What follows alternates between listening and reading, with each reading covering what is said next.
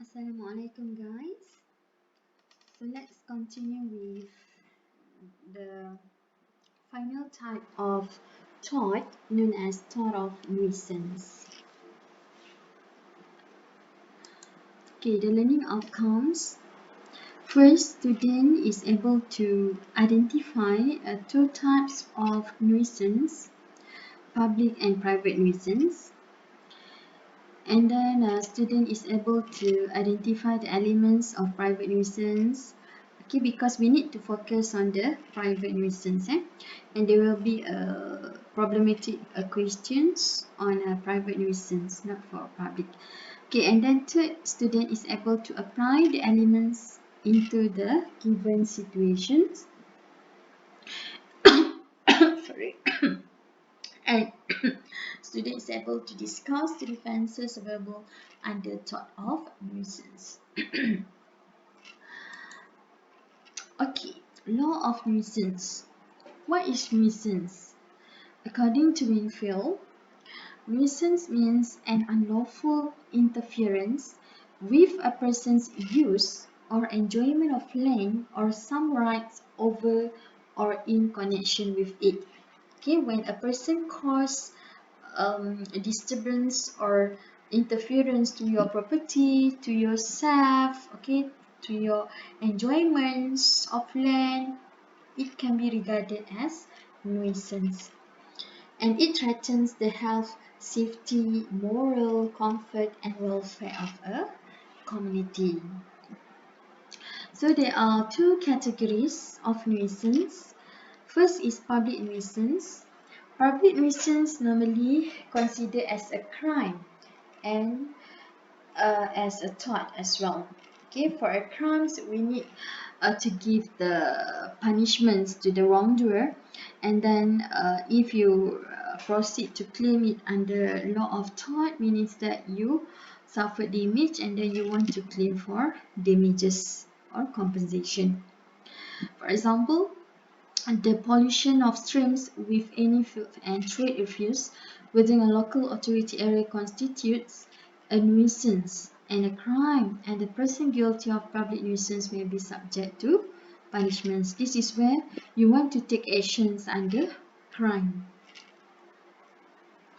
Okay, but for private nuisance, this is only considered as a tort where the plaintiff will take actions in order to claim for compensation. So it is possible for the same conduct to amount to both public and private nuisance if the plaintiff can establish the necessary elements. So we will be focusing on private nuisance. Okay, before that, a brief explanations on the public nuisance. Okay, public nuisance arises when there is an interference with public rights, such as obstructing the public highways or interference with public comfort, safety, and health, like, for example, selling contaminated food or conducting unlawful assembly. Yes, as I mentioned just now, public nuisance is a crime, but it becomes actionable in tort if the claimant suffer particular damage and above the damage suffered by the public generally, and he choose to claim for damages or compensation. For example, of public nuisance, leaving long steel pipes with sharp edges by the side of the highway for 1 or 2 years. So this will disturb the public um, the public safety, and it will be regarded as public nuisance. Right, now move on to the private nuisance. It is an unlawful interference with a person's use, comfort, enjoyment, and any interest that a person may have over his land. An unlawful interference does not mean that activity of the defendant is inherently unlawful. Okay, sometimes the defendant's activity is lawful, but the activity interferes unreasonably with plaintiff's enjoyment of his land. Okay, in order to establish private nuisance, these two elements must be fulfilled. First is a substantial interference. You must prove that the interference must be fundamental, something that is very important. And second element is unreasonableness. Okay, or the interference must be unreasonable. Okay, proceed with the first elements that you must fulfill for a private nuisance is interference must be substantial. Okay, nuisance is not actionable per se. You need to prove that the plaintiff has suffered damage or interference to succeed in his claim. And it may be one that results to the feeling of discomfort to the use and enjoyment of his property. For example, the plaintiff can't live peacefully on his land because loss of one's night's sleep due to excessive noise from the defendant. So, if this case happens, it will interfere the plaintiff enjoyment of his land, and it may also be a physical damage to his land or a property. So the first elements is really important. Okay, in your manual there is no case, but I found one case that can be used for the first elements of private nuisance. In a case of Dr. Harnam Singh against Reynolds Link, KLSB. In this case, the plaintiff had for 18 years operated a clinic and the hospital for the treatment of ear, nose, and throat ailments. The defendant operated a renal clinic at which patients underwent hemodialysis on the floor above the plaintiff clinic. So they shared the same building. And the defendant was found liable for private nuisance for emitting from their clinic noxious fumes which escaped downwards into the plaintiff clinic. And the plaintiff, his staff and patients were found to have suffered substantial damage. So the plaintiff must prove they have suffered substantial interference or substantial damage. Okay, as in this case, a skin disease, red and swollen eyes, headache, lethargy and breathing difficulties. So they have successfully proved the damage, and then they are able to take action against the defendant. Okay, the second element of private nuisance is interference must be unreasonable. So in order to determine what constitutes substantial interference, plaintiff must further prove the interference to be unreasonable. Alright, this is very important because substantial interference may amount to unreasonable interference. Vice versa, courts have held defendants' activities as being actionable nuisance on the basis that they constituted both substantial and unreasonable interference. So, once you have successfully proved the first elements, you need to proceed with the next elements that you must prove that the substantial interference just now must be unreasonable. Right, in order for you to explain the in order for you to prove the second elements, you need to consider these factors. Okay, so we have 5 factors, but it does not necessarily to discuss all the factors in your situations. Okay, just discuss the relevant factors only. Okay, among the factors are first, damage and locations of the plaintiff and defendant's premises. Next, public benefit of the defendant's activities. Third, extraordinary sensitivity on the part of the plaintiff. Next, interference must be continuous. So this talks about the durations of the interference, and last but not least is a malice.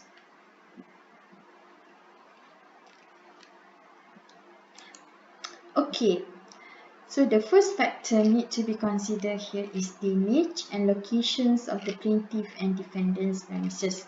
If there is an actual damage to the plaintiff property, it is more likely to constitute that the conduct is unreasonable, or locations is an important factor to look at.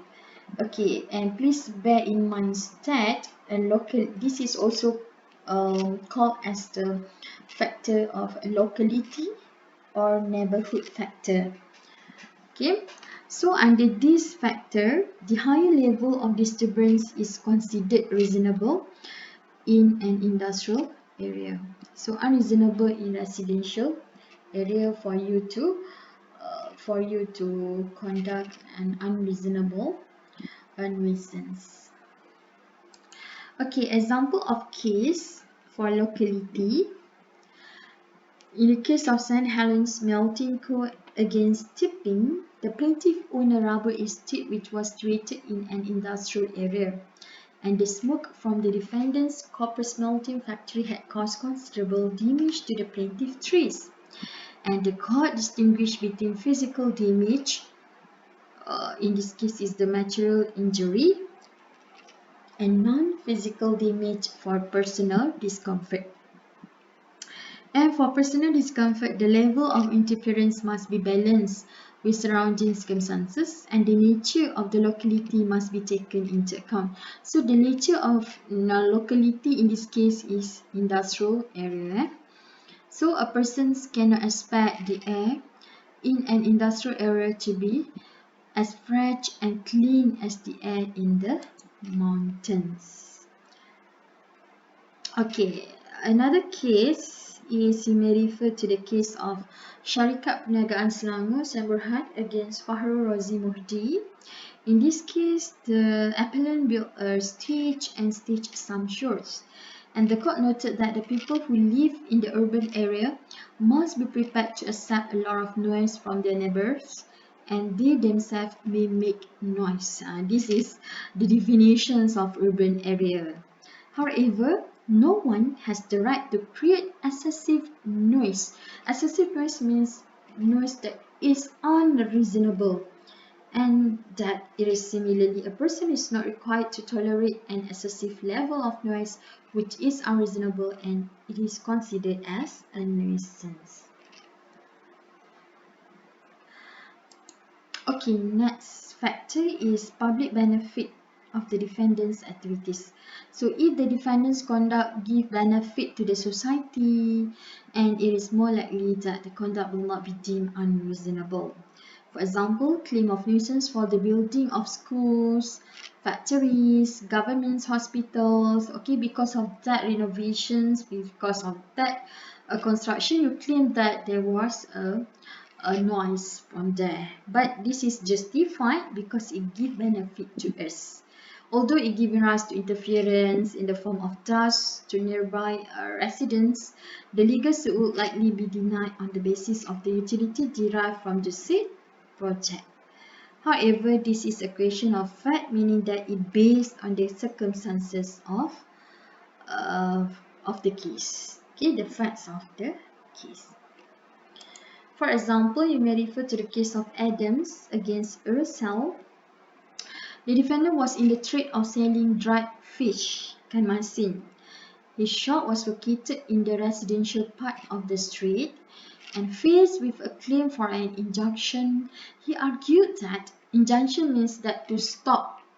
Okay, so in this case, the public asked him to stop the business. He argued that his business benefited the public, especially the poor, and therefore the smell produced by his trade was justified. So this was the argument submitted by the defendant, and the court rejected the defense as the plaintiff comfort and convenience also had to be considered. Okay, next factor is extraordinary sensitivity on the parts of the plaintiff. So we look into the plaintiff situations, whether plaintiff has an extraordinary sensitivity or not. Okay, and the law of nuisance is not sympathetic to a plaintiff who is extra sensitive. For example, if the only reason why the plaintiff complains of jars is because he has an unusually sensitive skin, his claim will be probably fail because other person will not suffer the same interference. But once unreasonable and a substantial interference is established, sensitivity will not deprive plaintiff from obtaining a remedy. Okay. However, if you are able to fulfill the two elements of public nuisance, then court also may took into considerations the factor of sensitivity. Example, in the case of McKinnon's Industries Limited against Walker, the defendant's factory emitted noxious fumes which damaged the plaintiff's commercially grounds and delicate orchids, and the court found defendant liable as the fumes would have damaged flowers of ordinary sensitivity. Means that not only the plaintiff orchids would be damaged, but other types of flowers also. Okay, so in this case, the defendant is liable for uh, private nuisance. Okay, but you may contrast with another case, Robinson's against Gilbert. The defendant was in the business of making paper boxes and the process involved using hot air. So very special. The plaintiff lived above the defendant's premise and in the business of selling special paper which was sold according to the weight. This is very extraordinary sensitive. And the hot air from the defendant's premise did not inconvenience the plaintiff workers and would not have affected normal paper but caused the moisture in the plaintiff paper to dry up, and the court denied the plaintiff claim for compositions on the ground that ordinary paper would not have been affected by hot air and the plaintiff paper was extra sensitive. Okay, so court will compare with the plaintiff paper and other ordinary papers. Okay, so in this case the claim was failed. Okay, the next factor is durations of interference. Okay, so interference must be continuous. This factor is not conclusive and temporary interference or an isolated incident may constitute a nuisance. So you must remember that the more serious the interference is, the more likely the court will regard it as unreasonable. So in case of temporary interference, the courts are likely to be reluctant to grant injunctions except in extreme cases, for instance, where damages will not be an adequate remedy. So if in these situations the plaintiff did not get any monetary compensations, then he may try to apply for injunction. So court will consider other remedies. And example of case, here we have MBF Property Services in Neighborhood against Medihill Developments in Neighborhood. The constructions of road over the defendant's land for the purpose of connecting two pieces of the plaintiff land were an actionable nuisance as the road was tarred, premixed, and thus permanent in nature. So mandatory injunction was accordingly granted to the defendants. So it caused the interference to the plaintiff in this case. And another factor that may be looked into here is factor of malice. Malice means when there is bad intentions, bad behavior. Okay. The existence of malice may cause the defendant's act to be unreasonable. For example, you may refer to the case of Christopher against Debbie. The plaintiff was a music teacher who conducted music classes at her house, and her neighbor, the defendant, did not like the sounds of music from the musical instruments and in turn shouted, banged, and the adjoining walls and clutch pots and pans whilst the plaintiff was conducting her classes. So whether this is constitute as a private nuisance? Yes, the court found that the defendant was malicious in his action and injunction was granted to the plaintiff. So plaintiff here must injunctions was granted to the plaintiff. Okay, so since we give the injunctions, meaning that it may stop the defendant's acts. Okay, defendant's childish actions. Right, last but not least, several defenses available to the defendant. Example, defense of necessity, consent, contributory negligence, act of God, inevitable accidents, or statutory authority. This is a very common defense. Statutory authority, for example, the defense of statutory authority was allowed. Okay, when the Parliament has authorized certain things to be done in certain place. For example, constructions of the buildings, okay, constructions of the residential area, even it may cause disturbance, even it may cause interference to the public, okay, but this can be a good defense for the authority. Okay. Right, so I hope that you're all clear with my explanations on the law of nuisance. Okay, remember two elements of a private nuisance and several factors that must be considered in order to prove second element. So if you have any problem, please contact me as soon as possible. Thank you for your kind attention. Assalamualaikum.